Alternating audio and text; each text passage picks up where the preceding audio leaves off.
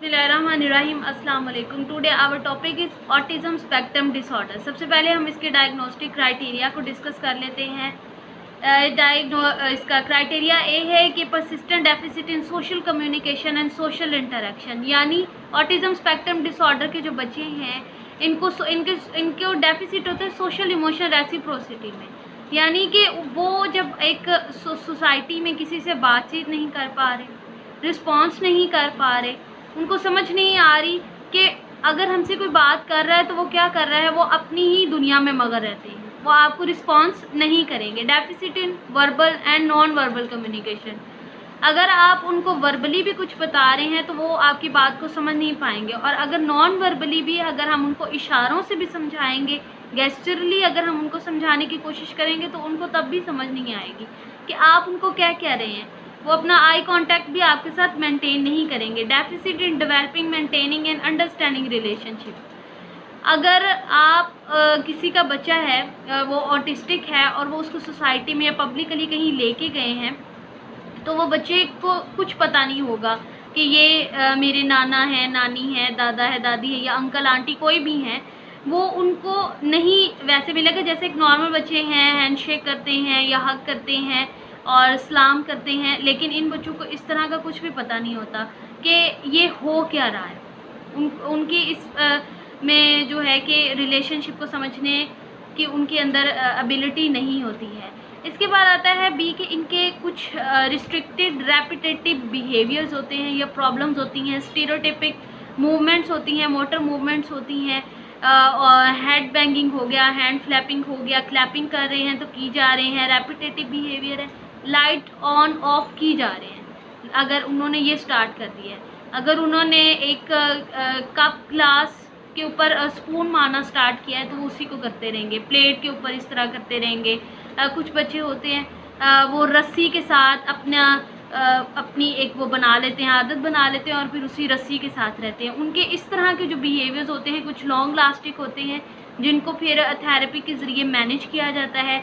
उनके कुछ इस तरह के फिक्स्ड इंटरेस्ट होते हैं, कुछ इस तरह कि उनके ऑब्जेक्ट के साथ कुछ फिक्सेशंस इस तरह की हो जाती हैं कि उनको उससे हटाना थोड़ा सा मुश्किल होता है, फिर उसको थेरेपी के थ्रू ही मैनेज किया जाता है। ऑटिज़म स्पेक्ट्रम डिसऑर्डर एक मैनेजेबल डिसऑर्डर है। इसके अंदर हाइपो रिएक्टिविटी सेंसरी इनपुट होते हैं, यानी कि कुछ बच्चे होते हैं वो हाइपर सेंसिटिव होते हैं, कुछ हाइपर सेंसिटिव होते हैं। हाइपर सेंसिटिव में वो बच्चे आ जाते हैं लाइक लाइट्स हैं तो वो बहुत अपनी आंखों को बंद करेंगे, चीखें चलाएंगे।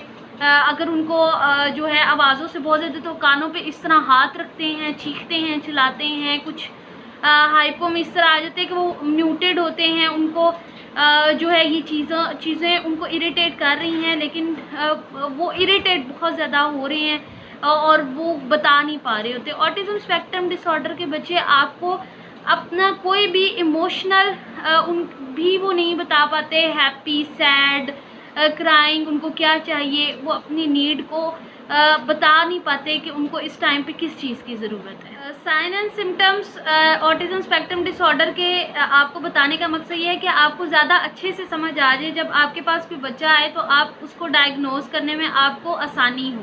कुछ आपको साइन एंड सिम्टम्स मैं बता देती हूँ, जिस तरह नोट पॉइंटिंग ऑब्जेक्ट्स। अगर आप पॉइंटिंग कर रहे हैं, फॉर एग्जांपल आप कहते हैं अब्दुल्ला दिस इज़ बॉल, लेकिन वो उसको पॉइंट नहीं कर रहा, आप बता भी रहे हैं उसको उंगली के साथ उसको इशारा करके या उसके ऊपर बॉल के ऊपर आप पॉइंटिंग करें, लेकिन वो आपकी इस बात को समझ नहीं पा रहा, वो इंटरेस्ट ही शो नहीं कर रहा। आप बार बार कही जा रहे हैं Abdullah this is ball, this is ball, वो इंटरेस्ट शो नहीं करेगा, आई कांटेक्ट मेंटेन नहीं करेगा। आप उससे बात करें तो वो ऐसे इधर इधर इधर अपना देखी जाएगा। वो अपने अगर हाथों के साथ मूवमेंट कर रहा है तो वो उसी के अंदर ही रहेगा। उसको बहुत ज़्यादा मुश्किल पेश आती है अंडरस्टैंड करने में दूसरों की फीलिंग्स को। अगर फॉर एग्ज़ाम्पल अगर मदर को गुस्सा आया हुआ है और मदर अगर उसको मना कर रही है या वो उसको डांट रही है तो बच्चे को समझ नहीं आएगी कि ये मुझे क्यों डांट रही है, मेरे ऊपर क्यों शाउट कर रही है, या मुझे मेरी मदर क्यों घूर के देख रही है। वो उसको इस चीज़ों की समझ नहीं आती है। इसके बाद अगर वो कोशिश करते हैं कि उनको कोई गले ना मिले, उनको कोई हग ना करे। जिस तरह होता है अक्सर बच्चे होते हैं हम उनको पकड़ते हैं, हग करते हैं, और उनको प्यार करते हैं, लेकिन ये बच्चे अवॉइड करते हैं। टच से उनको बहुत ज़्यादा इरिटेशन होती है कि आप, उनकी कोशिश होती है कि आप उनको टच ना करें, वो दूर दूर रहते हैं, वो इन चीज़ों से होते हैं। इसके बाद अगर कोई इंसान उनसे बात कर रहा होता है तो वो रिस्पॉन्स नहीं करते, उनको समझ नहीं आ रही होती कि आप उनसे क्या कहना चाह रहे, क्या बात कर रहे हैं। इसके बाद उनको, आप अगर कोई उनके साथ खेलना चाह रहा है तो वो इस चीज़ को अंडरस्टैंड नहीं कर पा रहे, तो वो जो खुद से खेल रहे हैं वो वही कर रहे होते हैं। इसके बाद इनके कुछ इस तरह के रेपिटेटिव वर्ड्स भी होते हैं, रिपीट की जा रहे बार बार एक ही वर्ड को। फॉर एग्जांपल, अगर उन्होंने पानी पीना है तो वो पानी पानी पानी पीना, पानी पीना, पानी पीना, मतलब वो इन वर्ड्स को रिपीट की जाते हैं। और ये बहुत लंबा वो इसको लेके जाते हैं कि इसको जल्दी वो ख़त्म नहीं करते। इसके बाद इनको एक्सप्रेस करने में अपने इमोशंस को बहुत डिफ़िकल्टी होती है। फॉर एग्जांपल, अगर उनको किसी ने कुछ चीज़ दी है खाने को और एक बच्चा है, नॉर्मली वो खुश होता है, लेकिन ये बच्चे, इनके फ्लैट एक्सप्रेशंस होते हैं कि ये हैप्पी हो के आपको नहीं दिखाते। इसके बाद अगर इनकी रूटीन चेंज कर दी जाए, इनको इसके अंदर बहुत ज़्यादा मुश्किल पेश आती है। फॉर एग्जांपल, अगर एक बच्चा है वो थेरेपी लेने के लिए आया है, आप उसको अगर एक रूम में उसी चेयर पे, टेबल पे बिठा के आपने थेरेपी स्टार्ट की है, अगर आप कुछ दिनों के बाद उसका टेबल, चेयर, उसकी वो अरेंजमेंट चेंज कर देंगे चीज़ों की, तो वो बहुत ज़्यादा, इस पर भी इरिटेशन होगा। इनकी फिक्सेशंस होती हैं, लाइनिंग अप करते हैं, टॉयज़ को लाइन लगाना, कोई चीज़ है उसको लाइन में जोड़ते जाएंगे, और अपनी जगह अगर इनकी चेंज की जाए तो इनको बहुत ज़्यादा मुश्किल पेश आती है। इसके बाद इनके अनयूजुअल रिएक्शंस होते हैं, स्मेल को, टेस्ट को, इनका देखने का स्टाइल बहुत अनयूजुअल होता है। इसके बाद इनके स्किल्स बहुत कम होते हैं, और वो थेरेपी के थ्रू ही इनके स्किल्स जो है वो डेवलप किए जाते हैं। ऑटिज़म स्पेक्ट्रम डिसऑर्डर एक ऐसा डिसऑर्डर है जो मैनेजेबल है, but through therapy. Causes of autism spectrum disorder. Autism spectrum disorder में दो तरह के कॉजेज़ हो सकते हैं, जेनेटिकली भी और इन्वायरमेंटल भी। जेनेटिकली ये है कि स्वेयर डिफरेंट जीन्स जो हैं वो इन्वॉल्व होते हैं ऑटिज़म स्पेक्ट्रम डिसऑर्डर के अंदर। कुछ बच्चे हैं ऑटिज़म स्पेक्ट्रम डिसऑर्डर के वो एसोसिएटेड करते हैं जेनेटिक डिसऑर्डर्स में, जिसमें आ जाता है writ syndrome, fragile x syndrome. ये रिस्क फैक्टर होते हैं ऑटिज़म स्पेक्ट्रम डिसऑर्डर के। कुछ जीन्स होते हैं वो अफेक्ट कर रहे हैं ब्रेन डेवलपमेंट को और ब्रेन सेल कम्युनिकेशन को, और ये सवेरिटी होती है सिम्टम्स, इनके सिम्टम्स के ऑटिज़म स्पेक्ट्रम डिसऑर्डर में। कुछ जो होते हैं वो जेनेटिक म्यूटेशंस होते हैं जो कि इनहेरिटेड होते हैं, और इसके अलावा इन्वायरमेंटल फैक्टर्स आ सकते हैं। अगर मदर्स जो हैं उनकी एज ज़्यादा है तो ऑटिज़म स्पेक्ट्रम डिसऑर्डर हो सकता है। और इसके अलावा कुछ जो होते हैं कि अगर वो ड्रग्स ले रही हैं या कुछ उनके मेडिकेशंस इस तरह की हैं, उनको ड्यूरिंग प्रेगनेंसी कॉम्प्लिकेशंस हो रही हैं, वायरल इन्फेक्शंस हैं, इस तरह के कुछ सिम्टम्स हैं जिनकी वजह से, ये कॉजेज़ हैं जिनकी वजह से ऑटिज़म स्पेक्ट्रम डिसऑर्डर हो सकता है। ऑटिज़म स्पेक्ट्रम डिसऑर्डर के जो है स्पेसिफाइज हैं, इसके 3 लेवल्स में इसको डिवाइड किया गया है। लेवल 1 है रिक्वायरिंग सपोर्ट, लेवल 2 है रिक्वायरिंग सब्सटेंशियल सपोर्ट, लेवल 3 है रिक्वायरिंग वेरी सब्सटेंशियल सपोर्ट। इसके अंदर सोशल कम्युनिकेशन में इसको कैटेगराइज किया गया है और रिस्ट्रिक्टेड रेपिटेटिव बिहेवियर में है। अगर तो रिक्वायरी लेवल 1 पे है बच्चा, रिक्वायरिंग सपोर्ट की ज़रूरत है उसको सोशल कम्युनिकेशन में, तो आप अगर उसको सोसाइटी में लेके गए हैं तो आप उसको गाइड करेंगे, प्रॉम्प्टिंग कर सकते हैं, प्रॉम्प्ट करेंगे उसको, बच्चे को, तो वो दूसरों के साथ जो है हेलो हाय कर देगा। या उसके अगर किसी इस तरह के कुछ रेपिटेटिव या इनफ्लेक्सिबल बिहेवियर्स हैं, आप उनको मैनेज करेंगे, उसमें सपोर्ट आप उसको प्रॉम्प्टिंग के थ्रू या थोड़ी सपोर्ट देंगे तो वो बच्चा कर लेता है। रिक्वायरिंग सब्सटेंशियल सपोर्ट में होता है, इसमें मार्क डेफिसिट होता है verbal and non verbal social communication में। इसमें आपको बच्चे को बहुत ज़्यादा आपकी एक सपोर्ट की ज़रूरत होती है। अगर वो बोल रहा है, उसके इंटरेस्ट इस तरह के हैं, कुछ नैरो इंटरेस्ट हैं, तो आप उसके साथ साथ खेलेंगे, उसको साथ उसके बिल्कुल फिज़िकल प्रॉम्प्टिंग भी आप यूज़ करेंगे। इसके बाद उसको बहुत ज़्यादा डिफ़िकल्टी होती है कि वो चेंज के साथ कोप कर सके, वो उसके एक उसके रेपिटेटिव बिहेवियर्स बहुत ज़्यादा होंगे। इसके बाद उसमें डिफ़िकल्टीज़ होंगी कि वो चेंज कर पाए अपने फोकस को। वो अगर वो किसी चीज़ पे फोकस्ड है, कुछ कर रहा है, तो उसको बहुत ज़्यादा इसमें डिफ़िकल्टी होगी कि वो इसको अपने इंटरेस्ट को उस टाइम पे चेंज कर सके। रिक्वायरिंग वेरी सब्सटेंशियल सपोर्ट के अंदर, इसके अंदर तो बिल्कुल भी ना उसको वर्बल कम्युनिकेशन की समझ आ रही है, ना उसको नॉन वर्बल कम्युनिकेशन की समझ आ रही है। वो अपनी ही दुनिया में गुम है। अगर उसके कुछ इस तरह के बिहेवियर्स, रेपिटेटिव बिहेवियर्स हैं, वो उसको ओवरकम ही नहीं कर पा रहा। कोई उसके साथ काम कर रहा है तो उसको बहुत ज़्यादा मुश्किल पेश आ रही है। उसको ये जो है इसको behaviour therapy, applied behaviour analysis के थ्रू भी इसको कंट्रोल किया जाता है, मैनेज किया जाता है। और ये बहुत एक्सट्रीम लेवल पे होता है, चीखना चिल्लाना बहुत ज़्यादा होता है। इसके अलावा इनका जो है हिटिंग बिहेवियर भी इसके अंदर, अगर सवेयर बहुत ज़्यादा हिटिंग बिहेवियर भी बहुत ज़्यादा होगा। मेल्टडाउन इनको बहुत ज़्यादा आएंगे। थोड़ी सी भी आपने उनकी रूटीन या उनकी सिटिंग अरेंजमेंट, उनका कोई भी चीज़, आपने कपड़े इधर से उधर कर दिए हैं तो वो इतने डिस्टर्ब हो जाएंगे, वो चीखे चलाएंगे। तो ये बहुत ज़्यादा बच्चों के इस तरह के कुछ फिक्स्ड बिहेवियर्स बहुत ज़्यादा होते हैं जिनको मैनेज किया जाता है through therapy. Risk factor of autism spectrum disorder, अगर रिसर्च की जाए तो देखा गया है कि बॉयज़ में ऑटिज्म स्पेक्ट्रम डिसऑर्डर ज़्यादा है लड़कियों की निस्बत। फैमिली में अगर किसी को पहले ऑटिज्म स्पेक्ट्रम डिसऑर्डर है तो हो सकता है कि आगे जाके भी किसी बच्चे को ऑटिज्म स्पेक्ट्रम डिसऑर्डर हो सकता है। कुछ मेडिकल कंडीशंस ऐसी हैं जिसके अंदर नॉर्मल रिस्क होता है कि ऑटिज्म स्पेक्ट्रम डिसऑर्डर हो सकता है। ऑटिज्म के कुछ सिम्टम्स अगर पहले हैं, लाइक जैसे फ्रेजाइल एक्स सिंड्रोम है, इसके बाद इसमें इनहेरिटेड डिसऑर्डर जो इंटेलेक्चुअल प्रॉब्लम्स हो सकती हैं, ट्यूमर डेवलपिंग इन ब्रेन, इस तरह की इंटेलेक्चुअल डिसेबिलिटी, इस तरह के कुछ रिस्क फैक्टर होते हैं जो ऑटिज्म स्पेक्ट्रम डिसऑर्डर की तरफ ले जाते हैं। अगर बेबीज़ जो हैं वो before 26 week of gestation born हो जाते हैं तो हाई रिस्क होता है कि ऑटिज्म स्पेक्ट्रम डिसऑर्डर हो। पेरेंट्स की एज बहुत ज़्यादा मैटर करती है। अगर लेडीज़ हैं उनकी एज ज़्यादा है तो उसका बहुत हाई रिस्क होता है कि बच्चा जो है वो ऑटिज्म स्पेक्ट्रम डिसऑर्डर के साथ पैदा हो सकता है। How is autism spectrum disorder is diagnosed in our children. इसके अंदर ये है कि कुछ इस तरह के फीचर्स होते हैं जो 2 साल की उम्र तक देखे जाते हैं और उसमें फिर 2 साल की उम्र में आके बच्चे की स्क्रीनिंग की जाती है, असेसमेंट की जाती है और तब आके बच्चे का एक डायग्नोसिस किया जाता है। लेकिन उससे पहले कुछ मंथ्स की जो है वो रेंज बताई गई है कि इतने मंथ्स में अगर बच्चा इस तरह नहीं कर रहा तो कुछ अलार्मिंग सिचुएशंस होती हैं, जैसे कि नो बैबलिंग, पॉइंटिंग और gesturing by age 12 month, no single word spoken by age 16 months, no 2 word phrase by age 24 months, loss of any language और social skill at any age, no eye contact at 3 to 4 months. अगर बच्चा जो है इन तमाम उसके ऊपर अलग वो सारी उसकी प्रॉब्लम्स हैं जितनी भी ऊपर मैंने आपको बताई हैं, तो हो सकता है कि कुछ ट्रिगरिंग फैक्टर है, कुछ अलार्मिंग सिचुएशंस हैं इसके पीछे।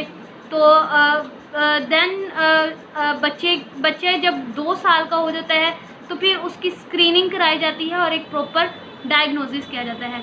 आप कभी भी किसी भी बच्चे में छोटी कोई भी एक फीचर को देखते हुए कभी भी आपने किसी को ये नहीं कहना कि आपके बच्चे को ऑटिज्म है। ऑटिज्म स्पेक्ट्रम डिसऑर्डर एक ऐसा डिसऑर्डर है जिसको एक प्रॉपर स्क्रीनिंग की और एक प्रॉपर असेसमेंट की ज़रूरत होती है। हम कोई एक फीचर देखते हुए कभी नहीं कह सकते कि आपके बच्चे को ऑटिज्म स्पेक्ट्रम डिसऑर्डर है। Diagnostic feature of autism spectrum disorder. Autism spectrum disorder जो है ये अर्ली चाइल्डहुड से स्टार्ट होता है और इसके अंदर कुछ इसके सेवेरिटी लेवल्स होते हैं जो हमने पहले जो है इसके डिस्कस किए हैं। इसके बाद ऑटिज्म स्पेक्ट्रम डिसऑर्डर पहले जो था इसको early infantile autism, childhood autism, Kanner's autism, high functioning autism, atypical autism, pervasive development disorder और इसके बाद childhood disintegrative disorder, Asperger disorder भी इसको कहा जाता था। इसके बाद इसके अंदर सबसे पहले क्राइटेरिया ए के अंदर जैसे उन्होंने बताया था कि इसके अंदर सोशल कम्युनिकेशन के अंदर जो है डेफिसिट इन सोशल कम्युनिकेशन होता है। जिसका जो डायग्नोसिस है वो वैलिड और रिलायबल होता है। इसके अंदर मल्टीपल सोर्स ऑफ इंफॉर्मेशंस होती हैं। इसके अंदर verbal and non verbal deficit, social communication बहुत ज़्यादा इसके अंदर पाया जाता है। इसके बाद इसमें इंटेलेक्चुअल लेवल्स भी होते हैं। लैंग्वेज इसकी एबिलिटीज़ बहुत ज़्यादा इफ़ेक्ट होती हैं। इसके बाद इसमें लैंग्वेज डेफिसिट्स बहुत ज़्यादा होते हैं जिसके अंदर जो है स्पीच में बहुत ज़्यादा प्रॉब्लम्स आती हैं। इनके लैंग्वेज डिले हो जाते हैं, पुअर कॉम्प्रीहेंशन होती है, कॉग्निशन इनकी बहुत ज़्यादा पुअर होती है, इनको कॉग्निशन स्किल्स की तरफ लेके आना, इनके सेल्फ हेल्प स्किल्स पे काम करना, वो स्टेप बाय स्टेप किए जाते हैं, इजी टू कॉम्प्लेक्स इनको लेके जाया जाता है। इसके बाद इसके अंदर इनमें पुअर कॉम्प्रीहेंशन, वोकैबुलरी, ग्रामर इस तरह जो है कि यूज़ नहीं कर पाते हैं। सोसाइटी के अंदर इनको कोप करने में बहुत ज़्यादा मुश्किल होती है। इनके सोशल इमोशनल रेसिप्रोसिटी बहुत ज़्यादा होती है, वो किसी से अपनी चीज़ें शेयर नहीं करते हैं। इसके बाद इसमें एडल्ट्स जो हैं उनके अंदर जो है ऑटिज़म स्पेक्ट्रम डिसऑर्डर आता है। तो वो अगर तो छोटी उम्र से बच्चा एक थेरेपी ले रहा है तो वो बड़े होने तक उनमें मैनेज हो जाता है। अदरवाइज़ वो उनके अंदर बहुत ज़्यादा जो है लैकिंग होती है सोशल रेसिप्रोसिटी के अंदर, यानी वो अपनी फीलिंग्स ही नहीं बता पा रहे, वो सोसाइटी में मूव ही नहीं कर पा रहे हैं। कुछ ऑटिज़म स्पेक्ट्रम डिसऑर्डर के जो लोग हैं वो थ्रू थेरेपी मैनेजेबल हुए हैं। उन्होंने बहुत सारे, अगर आप गूगल पे जाके सारे बच्चे अगर आप देखेंगे तो आप ये देखिएगा कि बहुत से ऐसे पीछे लोग गुजरे हैं जिनको ऑटिज़म स्पेक्ट्रम डिसऑर्डर था, लेकिन उन्होंने अपना एक नाम बनाया है दुनिया के अंदर और उन्होंने बहुत ज़्यादा काम किए हैं। आप सब बच्चे जाइएगा गूगल कीजिएगा, आपके सामने एक लिस्ट आएगी बहुत सारे इस तरह के, उसमें म्यूजिशियंस हैं, साइंसदान भी हैं और टीचर्स वगैरह, इस तरह आपको एक पूरी लिस्ट एक मिलेगी। अडल्ट जो हैं अगर उनके कुछ इस तरह के रेपिटेटिव बिहेवियर होते हैं तो वो सोसाइटी में अगर उनके कुछ इस तरह के बिहेवियर्स रहते हैं मैनेजेबल हो जाते हैं, लेकिन कुछ इन बच्चों के अंदर कुछ % जो हैं वो चीज़ें रहती हैं। आप ये नहीं कह सकते कि अब थेरेपी हो गई तो बच्चे ने बिल्कुल एक नॉर्मल लाइफ की तरफ आ जाना है। उसके अंदर थोड़े से वो फीचर्स रहेंगे, वो थोड़ी सी उसके अंदर वो सेंसिटिविटीज़ जो थी वो पहले थी वो थोड़ी रहेंगी, मैनेज हो जाती हैं। लेकिन एक चीज़ आप ये कहें कि बिल्कुल ख़त्म हो गई है तो वो बात गलत है, ये चीज़ें मैनेज की जाती हैं। डिफरेंशियल डायग्नोसिस, रिट सिंड्रोम के अंदर भी सोशल इंटरेक्शन बहुत कम होती है और वो टाइम टू टाइम अपनी सोशल इंटरेक्शन को इम्प्रूव कर लेते हैं। ऑटिज़म स्पेक्ट्रम डिसऑर्डर में भी थेरेपी के थ्रू इनकी सोशल इंटरेक्शन को मैनेज किया जाता है। सिलेक्टिव म्यूटिज़म है, उसके अंदर भी उसके भी कुछ सिम्टम्स ऑटिज़म स्पेक्ट्रम डिसऑर्डर के साथ मिलते हैं कि उनकी भी इनअप्रोप्रिएट कम्युनिकेशन स्किल्स होते हैं और इसके भी वर्बल नॉन वर्बल कम्युनिकेशन नहीं होती। लैंग्वेज डिसऑर्डर या सोशल कम्युनिकेशन डिसऑर्डर है, उसके साइन एंड सिम्टम्स भी ऑटिज़म स्पेक्ट्रम डिसऑर्डर के साथ एसोसिएट करें, उनको भी डिफ़िकल्टी हो रही है कि सोशल कम्युनिकेशन करने में ऑटिज़म स्पेक्ट्रम डिसऑर्डर में भी डिफ़िकल्टीज़ हो रही हैं। उसके साथ सोसाइटी में जाके किसी के साथ बात करने में उनको कुछ भी उनको समझ नहीं आ रही होती कि वो क्या कर रहे हैं। इंटेलेक्चुअल डिसेबिलिटी के सिम्टम्स भी ऑटिज़म स्पेक्ट्रम डिसऑर्डर के साथ एसोसिएट कर रहे हैं। स्टीरियोटिपिक मूवमेंट डिसऑर्डर है, उसके अंदर भी जो है कि एक बच्चा है उसके बहुत ज़्यादा मूवमेंट्स होती हैं, बॉडी मूवमेंट्स बहुत ज़्यादा होती हैं। इसी तरह जो है ऑटिज़म स्पेक्ट्रम डिसऑर्डर है, इसके अंदर भी एक बच्चे की बहुत ज़्यादा मूवमेंट्स होती हैं और जब स्टीरियोटिपिक्स कॉज करती है सेल्फ इंजरी तो इसका फोकस किया जाता है कि ट्रीटमेंट किया जाए। दोनों के जो डायग्नोसिस हैं वो अप्रोप्रिएट है, दोनों के अंदर जो है कि इसके रेपिटेटिव बिहेवियर्स बहुत ज़्यादा होते हैं दोनों डिसऑर्डर्स के अंदर। Attention deficit hyper activity disorder है, उसके अंदर भी एक बच्चा अटेंशन नहीं दे रहा और ऑटिज़म स्पेक्ट्रम डिसऑर्डर का एक बच्चा भी अटेंशन नहीं दे पा रहा, ये भी बहुत ज़्यादा हाइपर एक्टिव होता है। इसको अगर कोई सेंसरी इश्यूज़ होते हैं तो ये चीखना चलाना शुरू कर देता है, हाइपर एक्टिव होता है, मारता है। और इसी तरह attention deficit hyper active disorder के अंदर भी होता है कि बच्चा बहुत ज़्यादा हाइपर एक्टिव हो जाता है, अगर उसको कोई चीज़ पसंद नहीं आ रही तो वो भी चीखना चलाना और मारना स्टार्ट कर देता है, एक जगह टिक के नहीं बैठता। इसी तरह ऑटिज़म स्पेक्ट्रम डिसऑर्डर में भी है। शिज़ोफ्रीनिया के कुछ सिम्टम्स हैं वो ऑटिज़म स्पेक्ट्रम डिसऑर्डर के साथ एसोसिएटेड होते हैं, like hallucination, fall beliefs, delusions. इसी तरह इसके अंदर भी जो बच्चे हैं उनके भी अपनी दुनिया में मगन होते हैं, उनको भी कुछ इस तरह के उनके कुछ बिलीव्स होते हैं, फिक्स्ड बिलीव्स हो जाते हैं कि वो उसी पे ही कायम रहते हैं। और इसी तरह शिज़ोफ्रीनिया के अंदर भी। Morbidity of autism spectrum disorder, autism spectrum disorder is frequently associated with intellectual impairment and structural language disorder, जिसके अंदर उनको inability to comprehend and construct a sentence with grammar, with proper grammar. इसके अलावा बहुत सारे इंडिविजुअल होते हैं जिनको ऑटिज्म स्पेक्ट्रम डिसऑर्डर, उनके साइकेट्रिक सिम्टम्स भी होते हैं जो डायग्नोस्टिक क्राइटेरिया के अंदर नहीं बताए गए, लेकिन 70% ऑफ इंडिविजुअल्स जो हैं उनके 1 मेंटल डिसऑर्डर के साथ कमॉर्बिड करते हैं और 40% जो हैं वो 2 और मोर कमॉर्बिड मेंटल डिसऑर्डर्स उनके होते हैं। इसके जो बोथ ADHD और ऑटिज्म स्पेक्ट्रम डिसऑर्डर है, इनके जो क्राइटेरिया हैं वो मिलते जुलते होते हैं। और इसके बाद इसके अंदर ऑटिज्म स्पेक्ट्रम डिसऑर्डर के अंदर डेवलपमेंटल कोऑर्डिनेशन डिसऑर्डर के साथ भी इसकी बहुत ज़्यादा कमॉर्बिडिटी होती है। एंग्जाइटी डिसऑर्डर है, डिप्रेसिव डिसऑर्डर है, ये जो तमाम हैं ये कमॉर्बिड कर रहे हैं ऑटिज्म स्पेक्ट्रम डिसऑर्डर के साथ। होप कि आपको इस टॉपिक की समझ आ गई होगी। अगर आपके किसी भी तरह के कोई क्वेश्चंस हैं आप पूछ सकते हैं।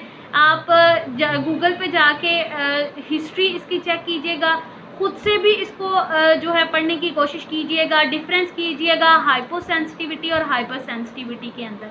ये सबसे ज़्यादा ज़रूरी होता है कि आपको पता हो कि व्हाट इज़ हाइपर सेंसिटिविटी और व्हाट इज़ हाइपर सेंसिटिविटी। इसको आप पढ़िएगा और फिर इसके बाद इसको ग्रुप के अंदर आप दूसरों के साथ भी शेयर कीजिएगा इसके डिफरेंस को। अल्लाह हाफिज़।